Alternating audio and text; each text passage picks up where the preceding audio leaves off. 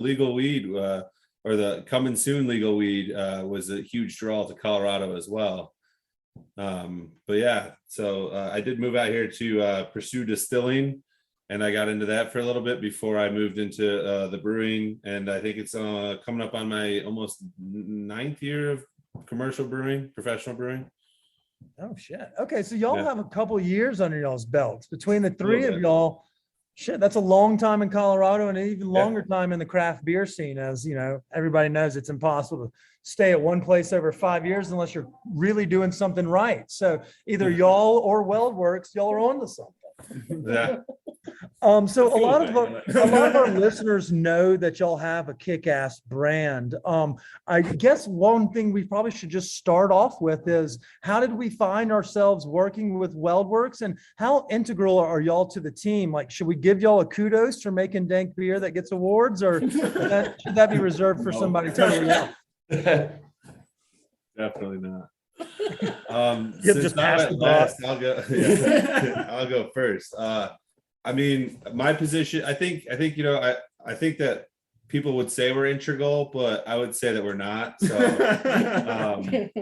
but yeah, my position is head brewer. So I do have a lot of stuff going on with making the beers and making sure they get made well.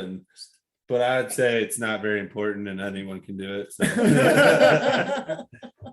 Usually when they put the term head in the front of your title, you have a little bit more importance than people like Chris and I, who are just whatever. So we're I would say, I wouldn't say more important. I would just say we have different positions, because I do think that everyone in the brew house that's working is very important. And so I wouldn't say the word important, but I would say we definitely have a different tasks, and that's the way I'd put it. Fuck yeah. Well, I feel you. And we're going to run with that for a second, Skip. So when you came from New York, was it like you came out here for marijuana, but you wanted to kind of work in one of those scenes? Or was it like, I mean, I'll take a job fucking doing anything. I'll blow goats if it pays well. No, it was definitely, I wanted to be in the distilling world originally. And then I kind of got in there, and I found it wasn't for me. It just was a lot of, at the time, whiskey and all that kind of stuff was kind of still boring, and everyone was kind of like snobby and stuff. And that's not really my style. So I kind of got attracted to breweries just by being around brewers and stuff at festivals and stuff. And it just kind of seemed more my speed, where like everyone's cool and we're just, you know, chilling, and, you know, just, you know, again, craft distilling has changed a lot since that time. But at that time, it just wasn't for me, and ended up in beer, and then never looked back. So quick question on that. Do a lot of people go like from, let's say, distilling to brewery, or people from breweries to distilling? Like, I think it's more honestly brewers into distilling at this point. And I think it's just because I think brewers, you know, a lot of us were home brewers and stuff, and they've been doing it for a while, and they get kind of bored. And so they want a new challenge. Because, you know, distilling is just a whole different world, even though it's very similar. So I think part of it is a challenge. You know, a lot of brewers also go into wine afterwards, because again, they just like a new challenge. And that's kind of like, if you look at home brewing and craft brewing's nature, it's always like the next thing. And it's kind of been, I think, ingrained into brewers, like, let's find the next thing. So I think it kind of just became a thing. But yeah, it's definitely, there's definitely pretty close ties in most alcohol production with people bouncing around.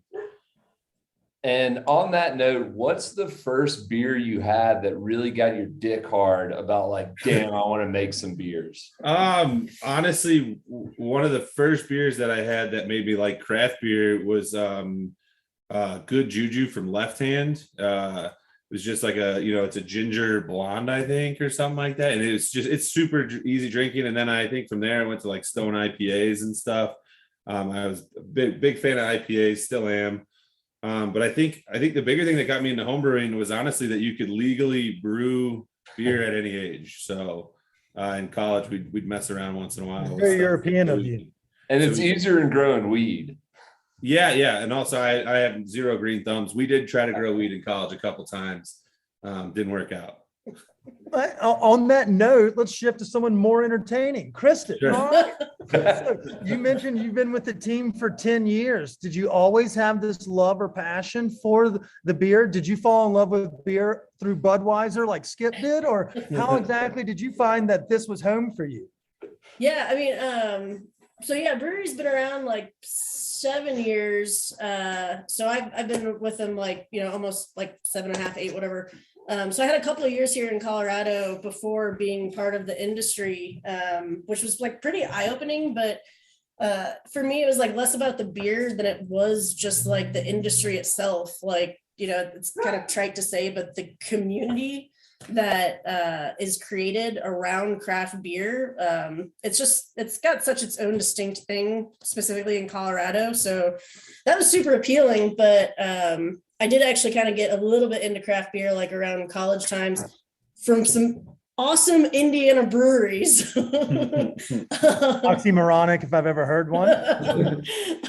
Yeah, like Upland Brewing down south, and then Sun King, which like they're pretty huge, and they still make some of my favorite stuff. So yeah, dip the toes in with like, some wheat beers and stuff, as most people do, and just kind of ran with it from there. But it was more about the vibe of the industry and the people who are in it than it really was about the beer itself that brought me in.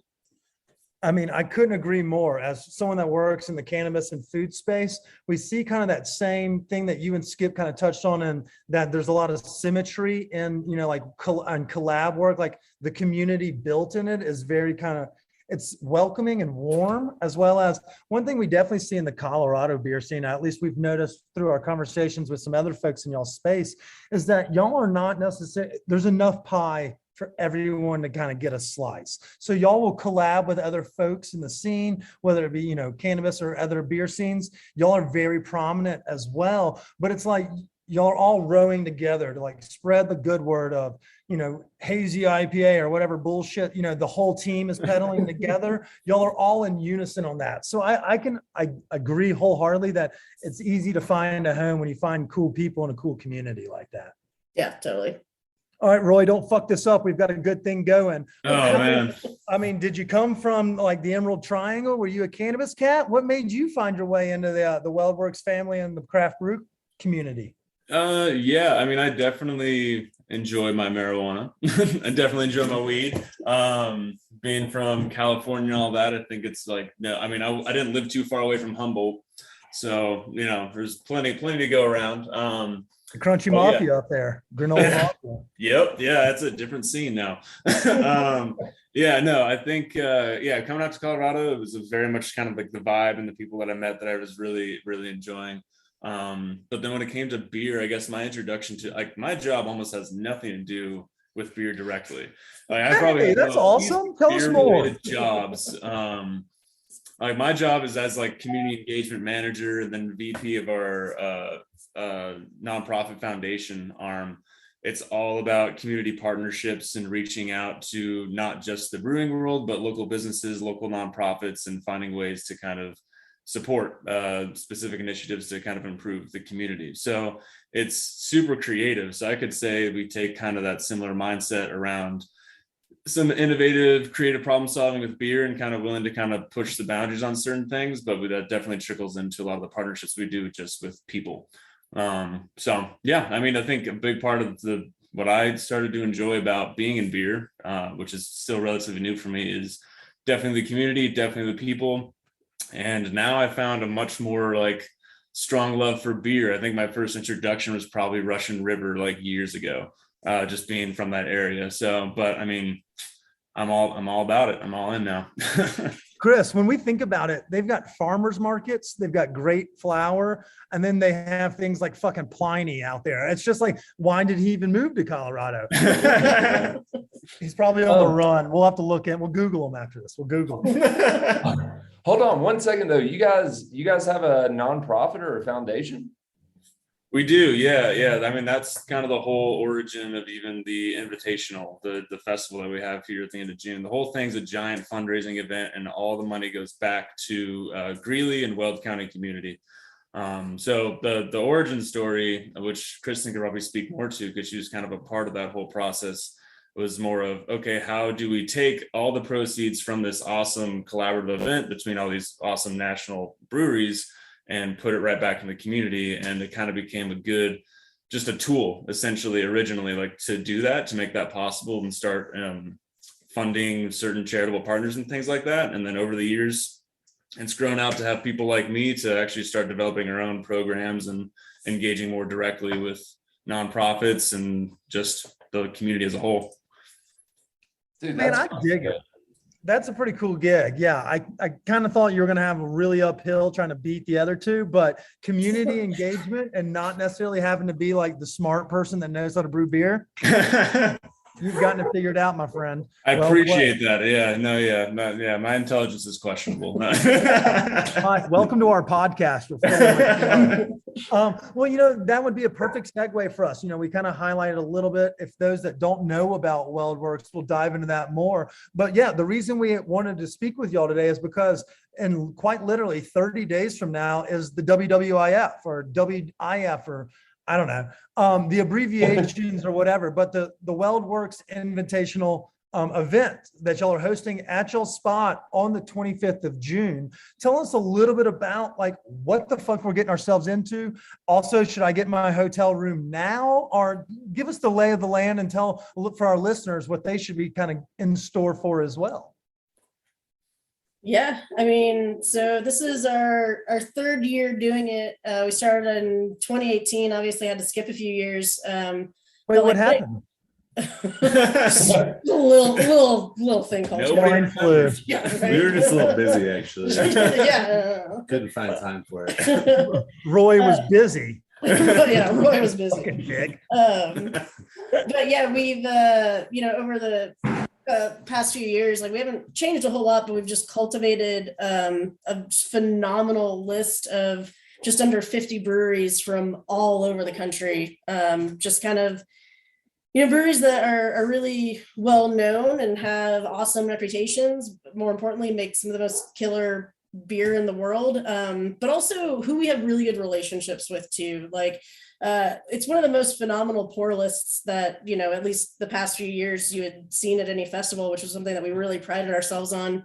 But also like it's really about the relational side for us. So getting to just interact with our community of industry friends and like just create a space where we just throw a killer fucking party all weekend, like both for our guests coming in, like the brewers, and also for our guests, like, our patrons and coming to the fest. So we do 2 sessions that are 3 hours long each. And it's just, elite liquid and awesome people. Like we ask every brewery to send like either a head brewer or an owner or someone that like our patrons get really stoked to engage with. And like, people are like, oh man, I just talked to Stephen Powell's, like, that's awesome, like that type of thing, but also can speak really knowledgeably about their product. And it kind of bridges that like gap and creates a little more intimate experience. Yeah, like I don't know. It's just kind of a huge freaking party, and we go nuts for both brewers and guests. It's at the Doubletree Hotel, like their conference center, which is just like a block away from the brewery. So it's kind of like best of both worlds. Like you just got so much going on all over the place. The tap room's just like kicking the whole time, and the festival is being a freaking festival. So it's just great. Yeah. So here's a question for you. You mentioned, like y'all kind of entice or ask folks to bring, their headiest of heads, or like those that are very big in the craft scene. Is it the same for the community? Like obviously our listeners know that Chris knows his things about the suds, whereas I may be a little bit on the outskirts of it. Is it kind of welcoming and engaging for everybody? Like I could learn a little bit more, whereas Chris can dive a little deeper with all of our guests and all of our patrons? Yeah, for sure. So it kind of started off in a facet of it is still like a celebration of all things barrel aged. So every brewery has to bring one barrel aged beer, which that alone right there is kind of signaling like it's going to be some really like top notch, rare, awesome stuff. But we encourage them to bring like 2 to 3 more beers too. So there's still like a lot of space for them just to showcase like, some of their like wild, like fruited sours or just crazy innovative stuff, or just some really solid lagers. And everyone that comes, like it's, we pride ourselves on just being approachable as a brewery as is. Like, we make ridiculous beers and we're proud of it. So like bring the masses, we got something for everyone. And our festival definitely has that same vibe. Well, this would be a great time. I don't know if Skip's just off camera, but if he's actually stepped away, there you are, you sexy son of a bitch. Well, let's talk a little bit about what you may have in store for our guests. So obviously, you're highly revered in the Colorado